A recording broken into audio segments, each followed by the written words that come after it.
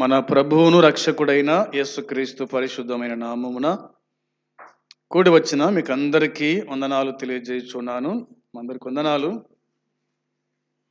దేవుని వాక్యంలో నుంచి రోమీలకు రాసిన పత్రిక 10వ అధ్యాయము 9వ వచనము. రోమీలకు రాసిన పత్రిక 10వ అధ్యాయము 9వ వచనము 10వ వచనము మరోసారి చదువుకుందాం. అదేమనగా, యేసు ప్రభు అని నీ నోటితో ఒప్పుకొని దేవుడు మృతుల్లో నుండి ఆయనను లేపినని నీ హృదయమందు విశ్వసించిన ఎడల నీవు రక్షింపబడుదువు. ఏలయనగా నీతి కలుగునట్లు మనుషుడు హృదయములో విశ్వసించును, రక్షణ కలుగునట్లు నోటితో ఒప్పుకొనును. చదువుకున్న లేఖన భాగం నిమిత్తమై ప్రార్థన చేసుకుందాం. ప్రేమగల తండ్రి, పరిశుద్ధుడు అయిన దేవ, నీ పాదములకు నాయన వందనాలు, స్తోత్రములు, కృతజ్ఞతలు, స్తుతులు చెల్లించుకుంటున్నాం. ఈ దినమందు సంఘముగా సమకూర్చినందుకై స్తోత్రాలు. వచ్చిన వారిని దీవించండి, ఆశీర్వదించండి. పాటలు పాడిన వారిని దీవించి ఆశీర్వదించి బలపరచండి. చదువుకున్న లేఖన భాగమును ఆయన దీవించుతండి, ఆశీర్వదించండి. మీరే మాతో మాట్లాడుతురండి. పాపికి రక్షణ, విశ్వాసికి ఆదరణ కలిగించే మాటలు బోధించుమని మీకు అప్పగించుకుంటూ దీనదాసుని కూడా మరుగుపరిచి మాట్లాడుమని యేసుక్రీస్తు పరిశుద్ధమైన నామములో స్తోత్రం చెల్లించి స్తుతించి అడిగి వేడుకుంటున్నాము తండ్రి, ఆమేన్. ఈ 10వ అధ్యాయంలో, రోమా పత్రిక 10వ అధ్యాయంలో పౌలు భక్తుడు విశేషించి ఇశ్రాయేలీయులకు రాశాడు.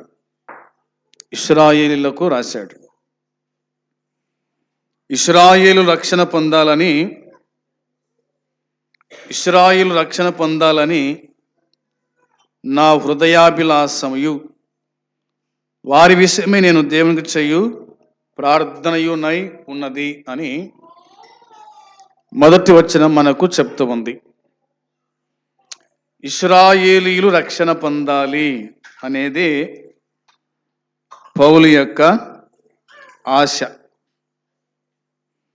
ఇశ్రాయేలీయులు ఎవరు అంటే దేవుని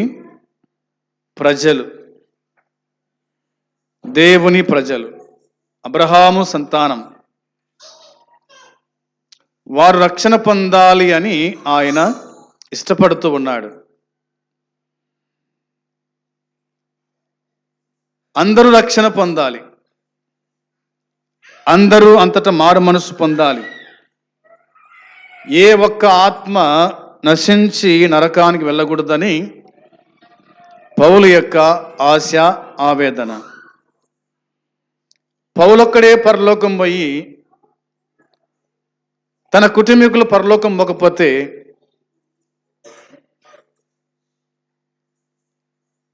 తనొక్కడే పరలోకం పోయి తన కుటుంబీకులు పరలోకం పోకపోతే ఎలా ఉంటుంది? మనం పరలోకం పోయి మన ఇంటి వారు పరలోకం పోకపోతే ఎలా ఉంటుంది? కాబట్టి అందరూ పోవాలని, అందరూ దేవుని రాజ్యం చేరాలని, అందరూ మార్పు చెందాలని, అందరూ మారు మనసు పొందాలని, అందరూ రక్షణ పొందాలని పౌలు యొక్క ఆశ, కోరిక. అందుకోసమే నా హృదయ అభిలాష అని అన్నాడు. నేను దేవునికి ప్రార్థన చేస్తున్నాను అని చెప్పినాడు.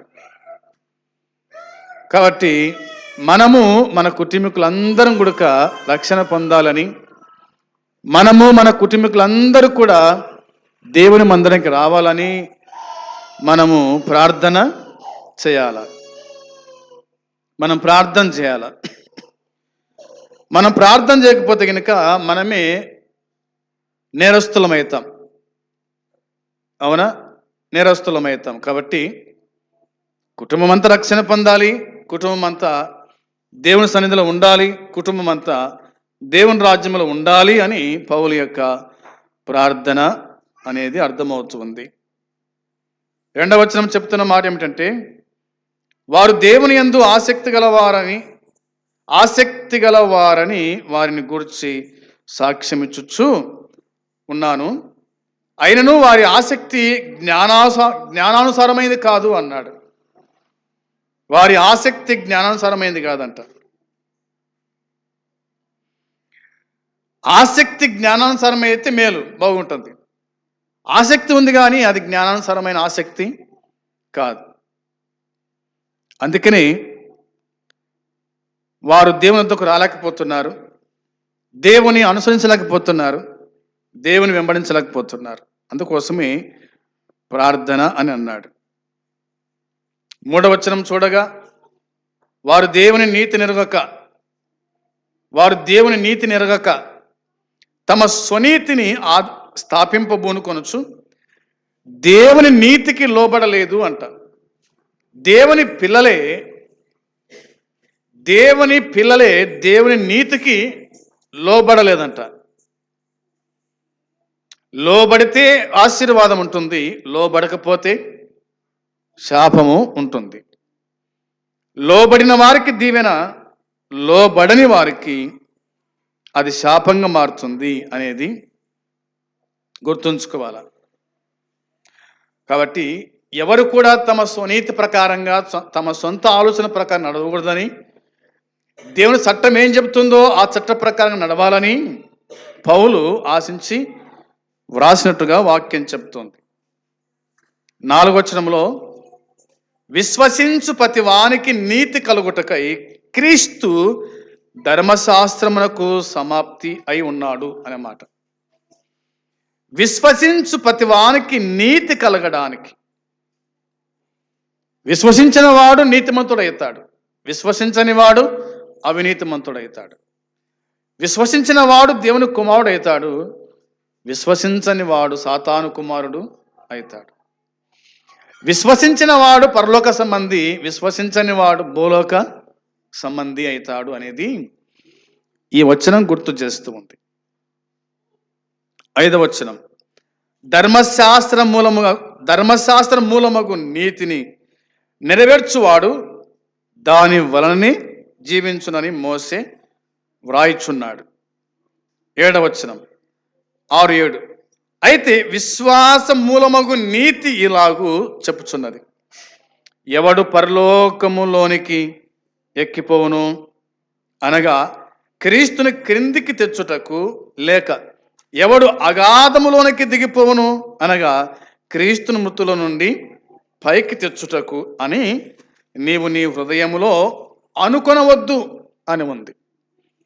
ఆయన దిగిపోగలుగుతాడు, ఆయన ఎక్కి రాగలుగుతాడు, ఆయన ఎక్కిపోగలుగుతాడు, ఆయన దిగి రాగలుగుతాడు గుడుక. ఆయన తేవడానికి ఒకడు వెళ్ళాలన్నా, ఆయనను దింపడానికి ఒకడు వెళ్ళాలన్నా కాదు కదా. ఆయన ఎక్కడైనా ఉండగలుగుతాడు, ఆయన ఎక్కడి నుండైనా రాగలుగుతాడు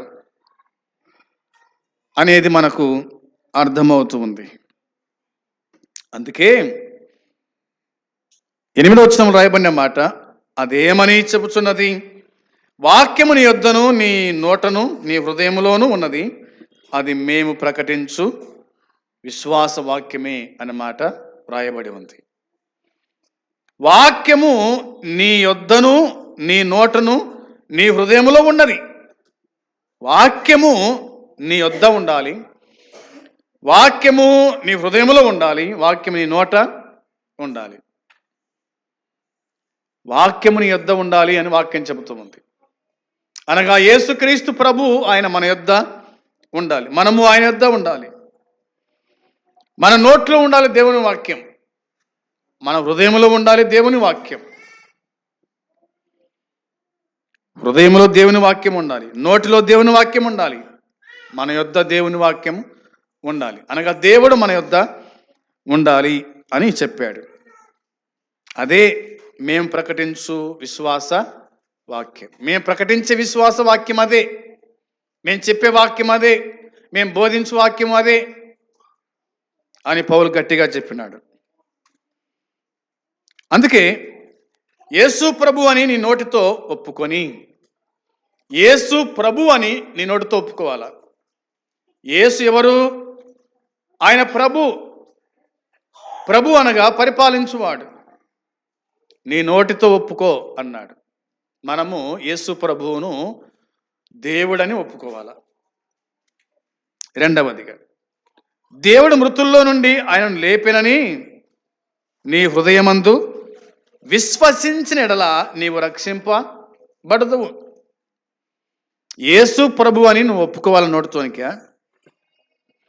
దేవుడు యేసు క్రీస్తును మృతుల్లోని లేపినాడని నీ హృదయమందు విశ్వసిస్తే అప్పుడు నీవు రక్షింపబడతావు. రక్షణ ఎలా కలుగుతుంది?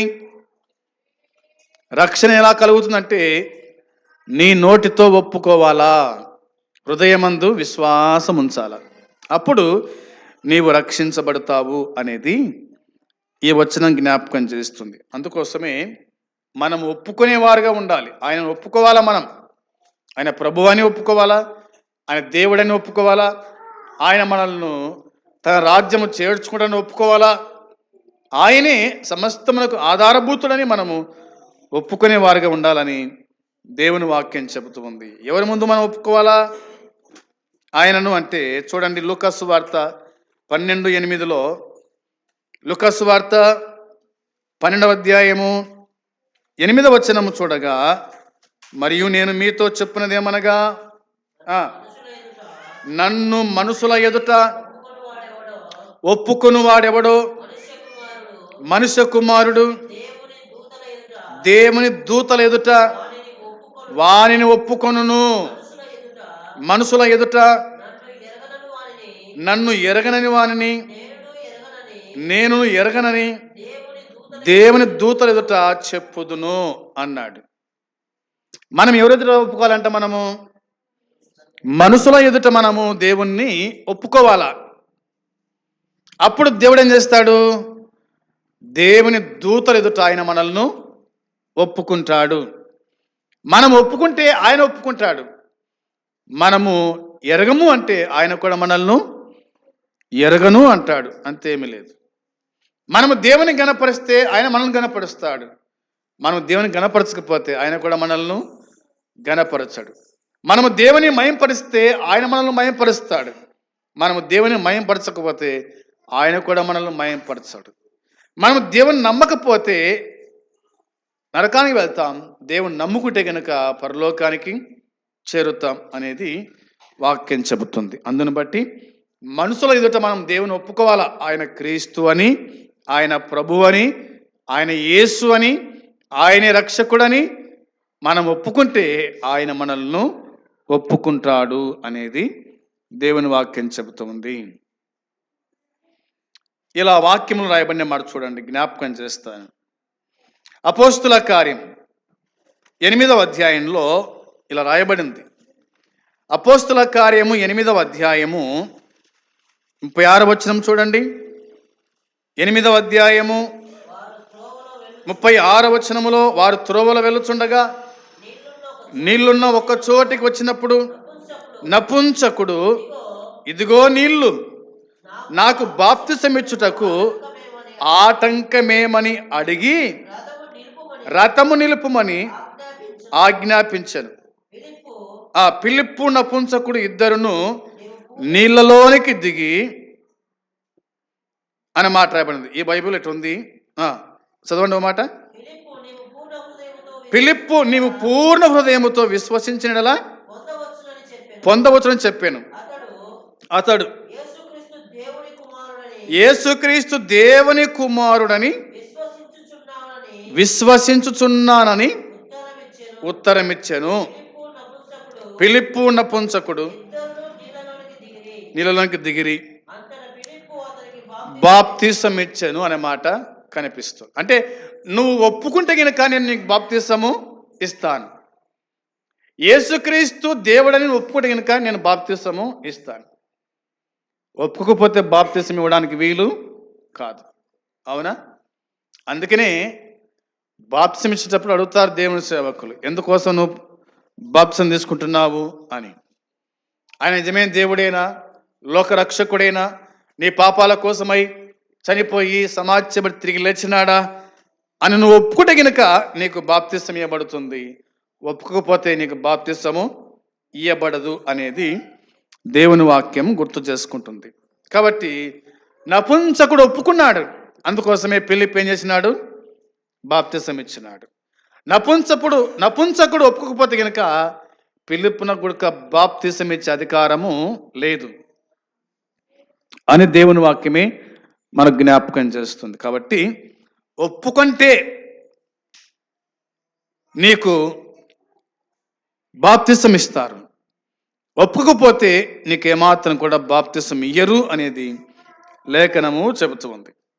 యోహాను రాసిన పత్రిక, మొదటి పత్రికలో ఇలాగా వాక్యం చెబుతున్న మాట చూడండి. యోహాను రాసిన మొదటి పత్రిక 4వ అధ్యాయము 2-3 వచనాలు రాయబడిన మాట. యేసుక్రీస్తు శరీరధారి అయి వచ్చెనని ఏ ఆత్మ ఒప్పుకొనునో అది దేవుని సంబంధమైనది. ఏ ఆత్మ యేసును ఒప్పుకొనదో అది దేవుని సంబంధమైనది కాదు. దీనిని బట్టి దేవుని ఆత్మను మీరు ఎరుగుదురు, క్రీస్తు విరోధి ఆత్మ వచ్చునని ఇదే ఉన్నది అన్నమాట. చాలు వినండి బాగా. వాక్యం చెప్తున్న మాడినట్టే యేసుక్రీస్తు శరీరధారి వచ్చనని ఏ ఆత్మ ఒప్పుకుంటుందో అది దేవుని సంబంధమైనది. అవునా? ఏ ఆత్మ ఒప్పుకుంటుందో అది దేవుని సంబంధమైందంట. ఏ ఆత్మ ఒప్పుకున్నదో అది దేవుని సంబంధమైనది కాదు. ఎవరైతే యేసుక్రీస్తు శరీరధారి వచ్చాడని నమ్ముతారో వాళ్ళు మాత్రమే దేవుని సంబంధులు. అవునా? యోహాను సువార్త 1:14 ఉన్నమాట అదే కదా. ఆ వాక్యము శరీరధారి అయి కృపాసత్య సంపూర్ణుడుగా మన మధ్య నివసించెను అన్నమాట. వాక్యమే శరీరధారి అయి కృపాసత్య సంపూర్ణుడుగా మన మధ్య ఉన్నాడు. ఆయనను మనం ఒప్పుకునేవారుగా ఉంటే మనము దేవుని సంబంధులమైతాము అనేది దేవుని వాక్యం మనకు గుర్తు చేస్తూ ఉంది. ఇక అపోస్తుల కార్యం గ్రంథములోనే మనం చూడగా అపోస్తుల కార్యం 16వ అధ్యాయము 31 చూడండి. 16వ అధ్యాయము 31 వచనములో అందరూ మళ్ళీ చదువు ఒకసారి. అందుకు వారు ప్రభు అయిన యేసునందు విశ్వాసం ఉంచుము, అప్పుడు నీవును నీ ఇంటి వారును. అవునా? చాలు. ప్రభు అయిన యేసునందు విశ్వాసం ఉంచితే అప్పుడు నీవు నీ ఇంటి వారు రక్షణ పొందుతారు. ముందు యజమాని యేసునందు విశ్వాసం ఉంచితే చాలు, ఇంటి వారందరూ కూడా ఏమవుతారంట, రక్షణ పొందుదురు అనే మాట. రక్షణ పొందుదురు. ప్రభు అయిన యేసునందు విశ్వాసం ఉంచుము, అప్పుడు నీవు నీ ఇంటి వారు రక్షణ పొందుదురు అనే మాట వ్రాయబడింది. తర్వాత మాట ఏంటంటే అతనికి అతని ఇంటిని ఉన్న వారందరికీ దేవుని వాక్యము బోధించినారు. రాత్రి ఆ గడియలోనే అతడు వారిని తీసుకొని పోయాడు, వారి గాయములు కడిగాడు. వెంటనే అతడును అతని ఇంటి వారందరూ బాప్తిసము పొందిరి అన్నమాట ఉంది. వెంటనే కాలయాపన లేదు, మరలా చూద్దాములే అని లేదు. అవునా? మనమైతే కదా ఎన్నేళ్ళ వాక్యమైన బట్టి మారు మనసు లేదు, పాపక్షమాపణ లేదు, బాప్తిసం లేదు. ఒకవేళ ప్రభువు వస్తే గనక మారు మనసు పొందిన వాళ్ళు ఎత్తబడతారు, నువ్వు విడబడతావు.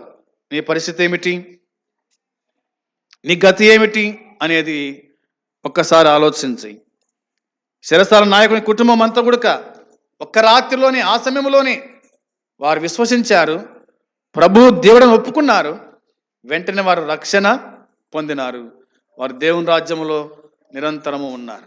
మరి నీ పరిస్థితి ఏమిటి, మన పరిస్థితి ఏమిటి?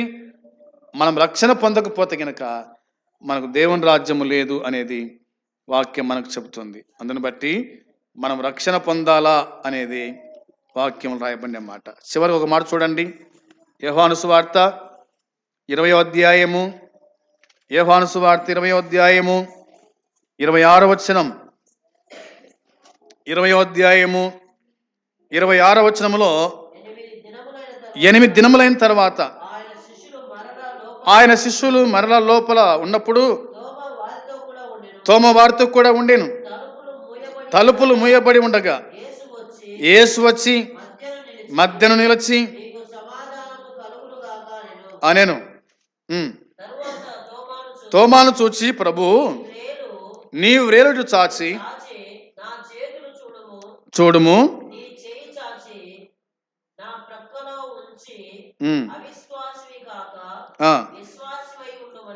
ఉండుమనెను. అందుకు తోమా ఆయనతో, నా ప్రభువా నా దేవా అనెను అనుంది. చాలు, నా ప్రభువా నా దేవా అనెను. అంటే ఇప్పుడు ఒప్పుకున్నాడు అన్నమాట.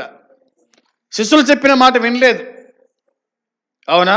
వినకుండా నేను ప్రభువును చూడాలా, ముఖ్యంగా తర్వాత ఆయన గాయాల్లో నా వేలు పెట్టాలా, ఆయన పక్కలో నా చేయి పెట్టాలా అన్నాడు. అంటే చూస్తేనే నమ్ముతా, చూడకుంటే నమ్మను అని తన ఉద్దేశం. అందుకోసమే తోమా నిమిత్తమా యేసుక్రీస్తు ప్రభు మరలా ప్రత్యక్షమైనాడు, చెప్పాడు, పిలిచాడు. అవునా? తోమా, ఇట్రా, నీ చేయి చాపు, ఇదో నా గుర్తులు చూడు అని చూపించినాడు. అప్పుడు ప్రభు అన్నాడు, అవిశ్వాసివి కాక విశ్వాసవై ఉండు అన్నాడు దేవుడు. చాలా మందికి అవిశ్వాసం ఉంది, విశ్వాసం లేదు. పరలోకం ఉందంటే అవిశ్వాసమే, నరకం ఉందంటే అవిశ్వాసమే, రక్షణ పొందమంటే అవిశ్వాసమే, నమ్మరు. ప్రభు వస్తే గినక నీ అవిశ్వాసము నిన్ను రక్షించలేదు. నీ అవిశ్వాసం వల్ల నువ్వు నరకానికి పోతావు కానీ పరలోకానికి చేరలేవు. అందుకోసమే అవిశ్వాసివి కాక విశ్వాసివై బతుకు అని దేవుని వాక్యం చెబుతుంది. ఆయన విశ్వాసం ఉంచితే, ఆయన ప్రభు అని నమ్మితే కనుక నీకు దేవుని రాజ్యం అనేది వాక్యం చెబుతుంది. ఆ విధంగా యేసుక్రీస్తునందు విశ్వాసం ఉంచకపోతే, ఇక నేను విశ్వాసం ఉంచి ఆయన ప్రభు అని, ఆయన దేవుడని, రక్షకుడని, ఆయన్నే చనిపోయి సమాధించబడి తిరిగి లేచాడని నమ్మితే నీకు రక్షణ కలుగుతుంది. నమ్మకపోతే నరకము కాచుకొని ఉంది. ఏది కావాలనో ఇప్పుడే మనము నిర్ణయించుకోవాలా. ఆయన నమ్ముకుంటే మనము ఆయన వారం అవుతాము, ఆయన నమ్మకపోతే మనము ఆయన వారం కాదు, మనకు పరలోకం లేదు అనేది గుర్తుపెట్టుకొని ఒప్పుకుందాం. యేసుక్రీస్తు ప్రభు అని ఒప్పుకుందాం, ఆయన పాపుల కోసం వచ్చాడని ఒప్పుకుందాం, మన కోసం ఆయన చనిపోయినాడని, సమాధి చేయబడ్డాడని, తిరిగి లేచాడని ఒప్పుకుందాం. అట్టి కృప దేవుడు మనకందరికీ అనుగ్రహించునుగాక.